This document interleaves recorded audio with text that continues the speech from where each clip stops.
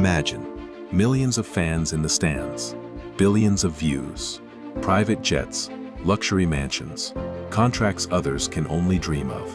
But behind all that glamour lies a story few truly know.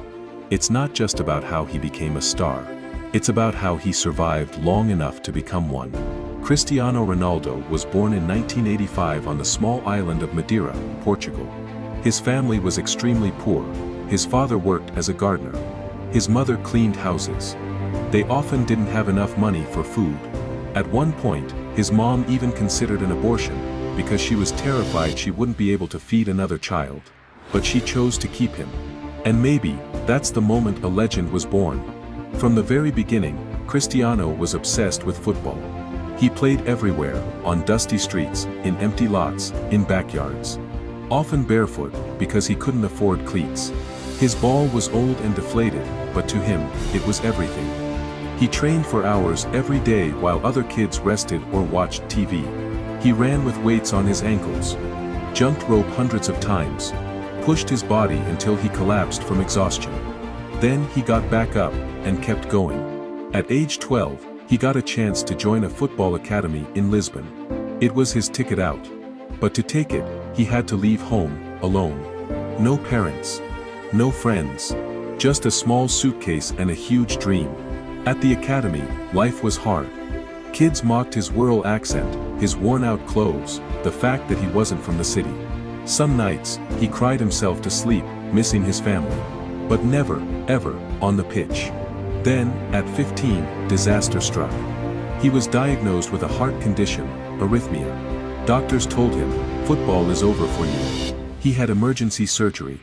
Lying in that hospital bed, staring at the ceiling, he thought, it's all over. But just weeks later, he returned. Not just returned, he trained harder than ever. He was determined to prove to himself and the world, he would not give up. One match changed everything. Scouts for Manchester United were in the stands. A penalty kick. The final chance to score. His teammate, the team's usual penalty taker, should have taken it. But instead, he stepped aside and pointed to Cristiano. You take it. This is your moment. And Cristiano scored. Calmly. Precisely. Confidently. That goal convinced Sir Alex Ferguson, this boy is the future. A few months later, Ronaldo signed with Manchester United.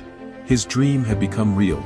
When Cristiano arrived in Manchester, he was just 18. He barely spoke English. His accent made teammates laugh. Some thought he was too skinny, too flashy, too foreign. But he didn't try to fit in. He came to win. At training, he was always the first to arrive, and the last to leave. While others rested, he did extra drills. He wrote down every mistake, every loss, and worked on them until they disappeared. At first, fans booed him. Opponents tried to provoke him. But soon, the world noticed, this wasn't just talent. This was obsession. By his first season, he was showing flashes of greatness. And within 3 years, he became the best. In 2008, Cristiano Ronaldo won the Champions League with Manchester United. He scored the winning goal in the final, with a powerful header, like a true leader. That same year, he won his first Ballon d'Or, the award for the world's best footballer. But he didn't stop there. He moved to Real Madrid for a world record fee. There, he faced a new challenge, becoming a legend in a club already home to Di Stefano, Raul, and Zidane.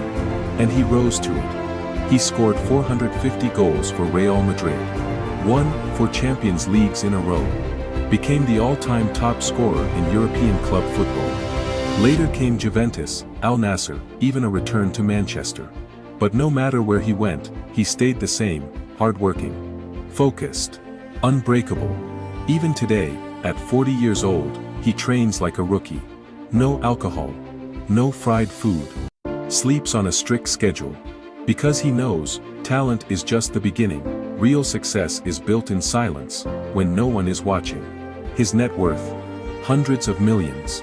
His brand, CR7, is known worldwide. His name? Written in sports history books.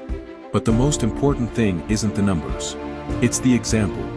An example that if you're willing to work when others quit, if you believe when others doubt, if you rise after every fall, again and again. Then you, too, can go from a barefoot boy on a small island to king of the world.